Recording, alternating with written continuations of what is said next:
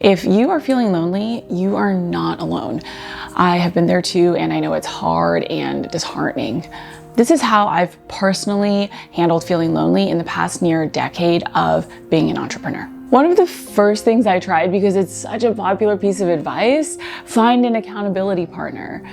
I really wanted to have someone to talk to because none of my friends or family would listen. They would just try and discourage me from pursuing a business, and it made me feel so isolated. Plus, my thinking was if I had someone who felt the same way I did, we could motivate each other and get more done. At the time, I had hired a coach to help me get started, so I asked him if there was anyone he'd recommend, and he connected me with one of his other clients. I really liked my new accountability partner.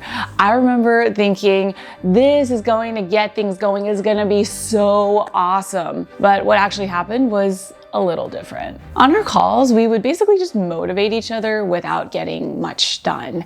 And as time went on, we became friends, and our calls turned into catch-up sessions on our personal lives. It kind of felt like having an accountability partner turned into a crutch, where every time I would think about her, I would think, oh, okay, she's not making that much progress either, so it's okay that I'm not too. That is the exact opposite of what an accountability partner is supposed to help you do. So I'm not a fan of accountability partners, but I am really curious. If you have had a different experience, please let me know in the comments. I would love to see some examples of it actually working well. The next thing I tried, which a lot of people tried too, was going to entrepreneurial events. I'm just gonna tell you now, and it's a little different from most people will tell you, but that's how we roll around here. Unless you are going to an event to speak, I think most of these events are pretty pointless. I would go, be so awkward and nervous because I'm an introvert and I don't love being around that many people. But I made myself, that's how desperate and lonely I was. I would go up to a table and ask, hey, can I sit here? Even though it felt kind of like lunchtime at school. But it could be just that I'm bad at making friends. I didn't make a single real connection from any of the events I went to. But I don't regret it because, in my opinion, I got something way more important. The first event I ever went to, I will never forget this Q&A panel they had. They had a row of successful entrepreneurs on stage for the Q&A, and then a long line of people lining up under the stage in front of the microphone to ask questions. One woman in particular stood out. This woman got up to the microphone, and I remember thinking, oh, I know her. I actually followed her online, and I remember thinking that she had a very successful business. But the question she asked stunned me. She basically said, I'm living with my in-laws because my husband and I don't make enough to live on our own. My husband has a chance to take a job that would pay him really well, but that we know he is going to hate. Should I recommend that he take this job so that we can move out and live on our own? I'm gonna be honest, I'm not proud of it, but I judged her. I remember thinking, why should he be the one who has to take the job that he hates? And that wasn't all either. From the follow-up questions she asked, you could tell it wasn't that she didn't know what to do. She knew exactly what she needed to do, but she either didn't want to or she was too afraid to. And she would rather her husband have to do something he hated instead of facing her own fears. But I'm also really grateful to her because that was a huge turning point for me. I remember thinking, okay, I need to get it together because if I don't, that could be me. More than anything, I didn't want to be the entrepreneur who was a burden to my family. In fact, I wanted to be able to take care of the people I loved. This is where, believe it or not, growing up in an Asian household with a tiger mom made all the difference. Because the only way I know to work is hard work mode. Like when I was in school, it would literally be come home from school, wash your hands, change into home clothes. If you're Asian, you know what I'm talking about. Then sit at the piano, practice piano, eat dinner, and then go upstairs and do your homework and study until it's time to go to sleep. I never hung out with friends. We never went to the movies. Not even on weekends. That moment at that conference scared me so much, I went into work mode to make sure I did not become that person. And the interesting thing is, the more I went into work mode, the more I realized that the loneliness didn't bother me as much anymore.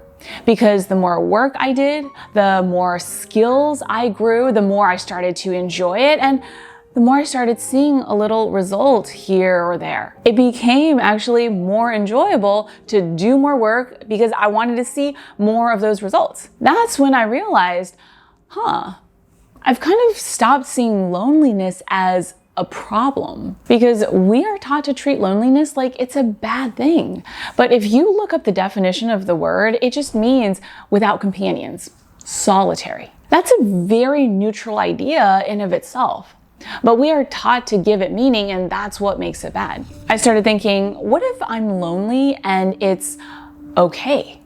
If I need to talk to another human being, I can call up my friends and family and talk about something else.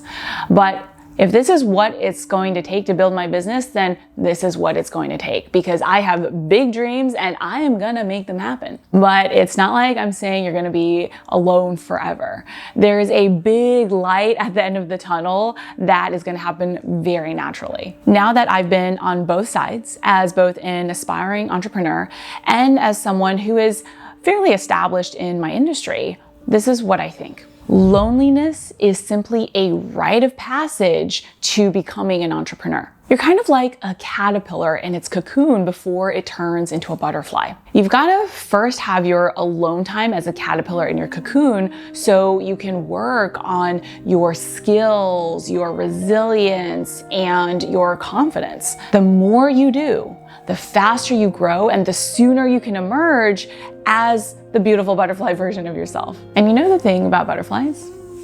When you are a butterfly, people start coming to you. Speaking from personal experience, as someone who spent about 6-ish years in her own cocoon building her skills and the things that she had to contribute. These days, I get invited to join masterminds and speak at events, and at some of these, there are people with businesses 10 to 20 times the size of mine. But I always have something valuable to contribute because of that time I spent in my cocoon. And it's not just about business.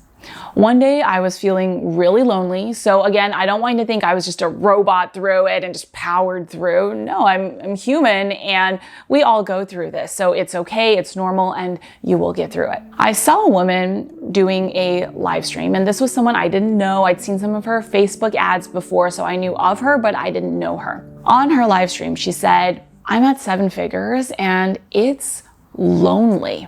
I remember thinking, oh my gosh, here's someone who feels the exact same way that I do. So I didn't really have a plan. I just followed my intuition and I messaged her after her live stream. I said, I saw your live stream and I'm exactly where you are. I'm at 7 figures myself and feeling the same way. So I promise I'm not looking to pick your brain or grab coffee. I would love to connect simply and see if we can support each other and be friends. As you can tell, I was not suave or cool at all. I was just honest. And she really connected with that because she responded fairly quickly.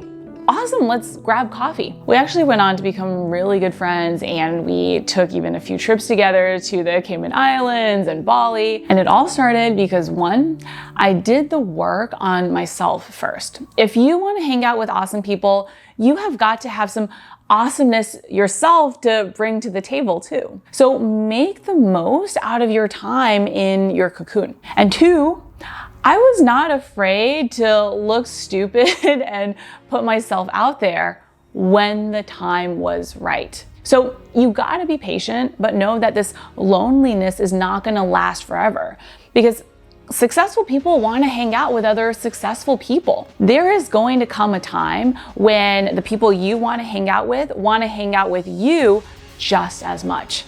High-fiving the heck out of that, seriously. That is my not so common advice on dealing with loneliness. But I'd love to hear from you too. Did this resonate with you? Has something else worked for you? Let me know in the comments.